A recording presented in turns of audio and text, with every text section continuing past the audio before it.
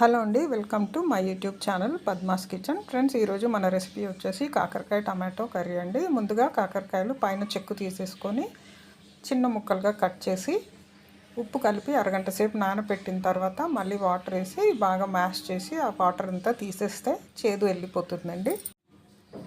తర్వాత ఒక కడాయి పెట్టేసుకొని ఆయిల్ వేసేసుకోండి.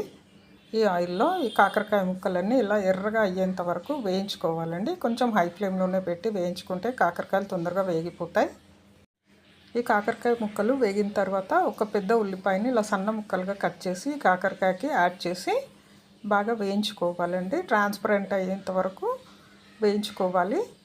చాలా బాగుంటుందండి. ఈ స్టైల్లో ఒకసారి ట్రై చేయండి. డయాబెటిక్ పేషెంట్స్కి అయితే చాలా మంచిదండి. వాళ్ళే కాదు, ఎవ్వరమైనా కూడా అప్పుడప్పుడు కాకరకాయ తింటూ ఉండాలి. అండ్ ఆ తర్వాత ఉప్పు వేసేసేయండి. ఉప్పు వేస్తే తొందరగా మగ్గుతాయి మనకి ఉల్లిపాయ. మూత పెట్టేసి ఒక 5 నిమిషాల నుండి 10 నిమిషాల వరకు మీడియం ఫ్లేమ్లో ఉడికించుకోవాలండి. ఇప్పుడు మూత తీసి చూద్దాము. చూడండి, చక్కగా మగ్గిపోయాయి. ఇప్పుడు ఇందులో పసుపు వేసేసేయండి. 1/2 టీ స్పూన్ పసుపు అండ్ ఒక 4 మీడియం సైజ్ టమాటోని ఇలా చిన్న ముక్కలుగా కట్ చేసి యాడ్ చేస్తున్నానండి. ఇప్పుడు బాగా కలిపేసేయండి ఒకసారి. ఇలా బాగా కలిపిన తర్వాత ఒక టేబుల్ స్పూన్ కారం కూడా యాడ్ చేసుకోండి. ఈ కారంలో బాగా మగ్గాలండి టమాటో కాకరకాయ, అప్పుడు చాలా టేస్టీగా వస్తుంది. టమాటోలు మెత్తగా మగ్గిపోవాలి మనకి. ఇలా బాగా కలిపేసి మూత పెట్టేసి ఒక 10 నిమిషాల సేపు మీడియం ఫ్లేమ్లో మగ్గనిస్తే టమాటోలు కూడా చక్కగా మగ్గిపోతాయండి.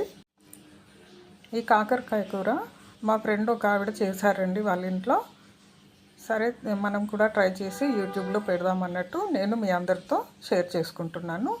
అలాగే ఒక చిన్న బెల్లం ముక్క కూడా యాడ్ చేసేసేయండి. కాకరకాయ ఏ స్టైల్లో వండినా కూడా కొంచెం బెల్లం యాడ్ చేస్తేనే టేస్ట్ బాగుంటుందండి. చూడండి, చక్కగా మగ్గిపోయాయండి కాకరకాయలు టమాటోలు కూడా. తర్వాత కొంచెం వాటర్ యాడ్ చేసేసేద్దాము. ఇలా వాటర్ యాడ్ చేసిన తర్వాత కూడా బాగా ఉడకనివ్వాలి. అప్పుడు దగ్గరకు అవుతుంది కర్రీ. మనకు అంత ఒక చిన్న స్పూన్ కర్రీ వేసుకున్నా కూడా అంత అన్నంలో కలుపుకొని తింటే చాలా టేస్టీగా ఉంటుందండి. ఇప్పుడు మళ్ళీ మూత పెట్టేసి ఈ కర్రీ అంతా దగ్గర పడేంత వరకు ఉడికించుకోవాలండి. మూత తీసి చూస్తున్నాం, చూడండి ఆయిల్ అంతా పైన ఫ్లోట్ అయింది కదా, రెడీ అయిపోయినట్టేనండి.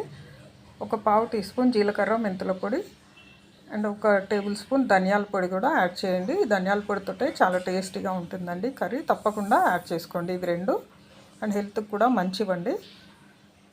సో ఇప్పుడు లాస్ట్లో కొంచెం కొత్తిమీర కూడా యాడ్ చేసేసేయండి. ఏ కర్రీలోనైనా కొత్తిమీర వేస్తే హెల్త్కి మంచిది అండ్ టేస్ట్ కూడా చాలా బాగుంటుందండి. చూడండి, కాకరకాయ కూడా రెడీ అయిపోయిందండి. ఇలా దగ్గర పడిపోయింది. స్మెల్ కూడా చాలా బాగుందండి.